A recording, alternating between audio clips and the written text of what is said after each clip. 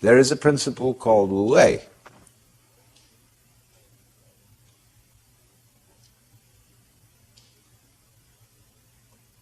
And this means, Wu means none or not, no, negation.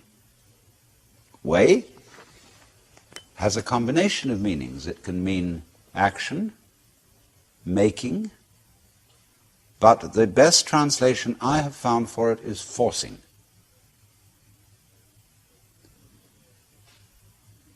And so Wu Wei is the principle of not forcing in anything that you do. Now we know when we watch any performance of an artist, be it a dancer or an actor or a musician, we know immediately when the performance is forced. And we say it doesn't ring true, it's too artificial, it doesn't seem to be natural. Many people who study the Taoist doctrines think that Wu Wei means do nothing, in the sense of laissez-faire, be lazy, always be passive. It doesn't mean that. There is a time for action. When you study judo, you use muscle only at the right moment. When your opponent is hopelessly overextended and off balance, and you add a little muscle to it and you throw him across the room. But only then. You never use muscle at the wrong moment.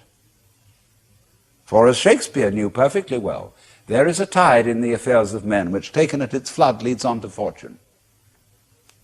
And so Wu Wei is based on knowledge of the tide, the drift of things. Get with it. Wu Wei is the art of sailing rather than the art of rowing. So, if you say now, one of the most famous sayings in the Lao Tzu book is superior virtue has no intention to be virtuous, and thus is virtue. Inferior virtue cannot let go of virtuosity, and thus is not virtue. So one could also say, the real Wu Wei is not intentionally Wu Wei, and so is Wu Wei. But inferior Wu Wei so tries to be Wu Wei that it isn't. In other words, this is saying Wu Wei is not a matter of cultivated passivity or even of cultivated spontaneity, because there are people who think that they are released, that they have realized that they are the Tao, as all of us in fact are, or that you are, to put it into Vedanta terms, every one of us is the Brahman, the eternal self of the universe, beyond all description or classification or thought. And say, okay, baby, I'm that. Now I'm going to have a ball. Well, what kind of a ball do they have? Well, what they do is they look up the rules on which society runs and do the opposite. Well, that's still running by the rules of society. And it's the mirror image in reverse. That's not spontaneity. You have to be able to realize that you don't know what you really want to do until you are very quiet. And it tells you. So, to quote Jesus, unless you become again as a child, you cannot enter the kingdom of heaven. And if you read the Bible, incidentally, which is a very dangerous book, as I'm going to be demonstrating in Playboy this December, but understand heaven in a very literal sense, space. See, we are in heaven now. because the earth is a spaceship, and heaven is space. What is called in Chinese gung, Japanese gu, the void. That's what is important. That most of us don't know this. Even Shakespeare has one of his characters saying, "Oh, that this all too solid flesh would melt." But do you know you're much more space than you are anything else? If the ponderable, I won't say matter, the ponderable whatever in your bodies were condensed and all put together, it would be smaller than the point of a pin. And anyway, somebody once said, even a bishop is 80% water.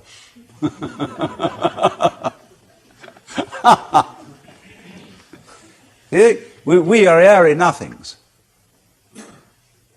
So space is somehow very, very fundamental. We'll go into this in further way. But you understand that heaven is space.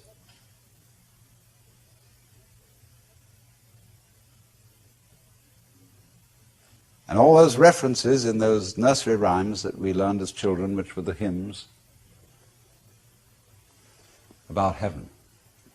Always we're talking about thrones and crowns and harps and streets of glass.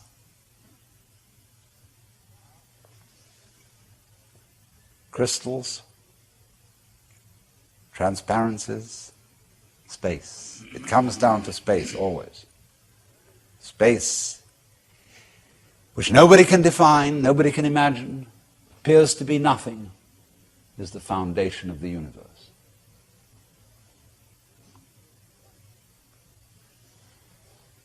But you have to become again as a child to see that.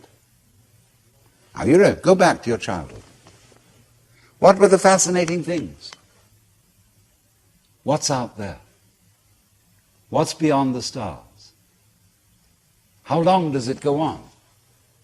And Mama said, it goes on always and always and always.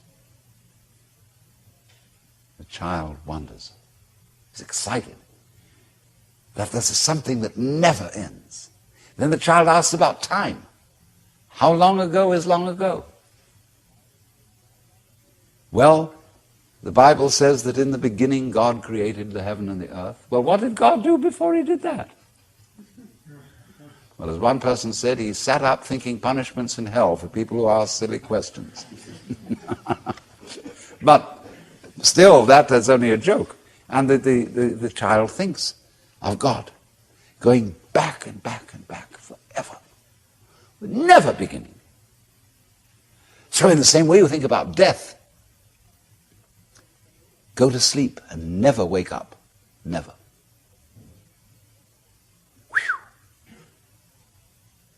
Why, it would be as if you never had existed. Not only you, but everything else.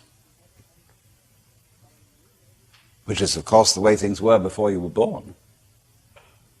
You just turn it backwards. How about waking up after having never gone to sleep?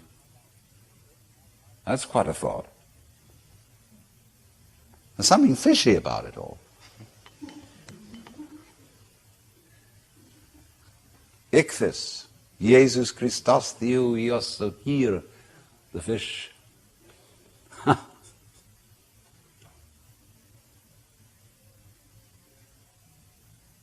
So we get a funny feeling when we think those questions really through. Very funny feeling.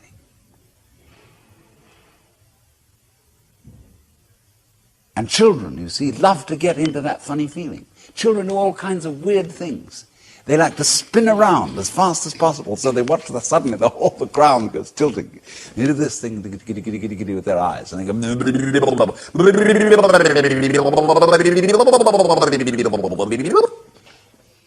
and they make faces and test out their bodies in all sorts of funny ways, because they know from the beginning that the world is weird. Strange thing. Because everybody knows what it's all about, only they won't admit it. Being brought up is being taught not to admit it, because you know very well what's going on. But in order to find out once more as an adult, you have to become again as a child. So what does that involve? It means, ladies and gentlemen, would you please check your ideas and opinions at the door, first of all. All your philosophical and religious views, all your logic, because I say check it at the door advisedly, because you can pick it up again when you go out if you feel unsafe without it. I'm not trying to argue you out of your opinions and views. I'm merely suggesting that for the sake of an experiment, you temporarily suspend them. And view what is as if you didn't even know how to talk. Red is not red, blue is not blue. Hard is not hard, soft is not soft. Male is not male, female is not female. There is just this jazz.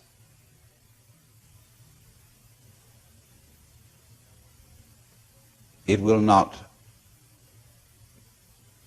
be possible to compel yourselves into this way of looking at things, because what Buddhists call habit energy is going on. And as I talk to you, you will find yourselves thinking in a compulsive and habitual way, this is red, this is green, this is something, this is nothing, this is solid, this is space. All right, but treat those thoughts that are going on in your head in exactly the same way as if they were, see? That's all they are. Like shapes in the spray as the sea breaks on the rocks. Now, please don't get agitated that this is an anti-intellectual point of view, that this is undermining the value of logic and reason and so on. Just that we'll bring all that back later when we need it. But just for the time being, let's simplify. Close your eyes. Listen.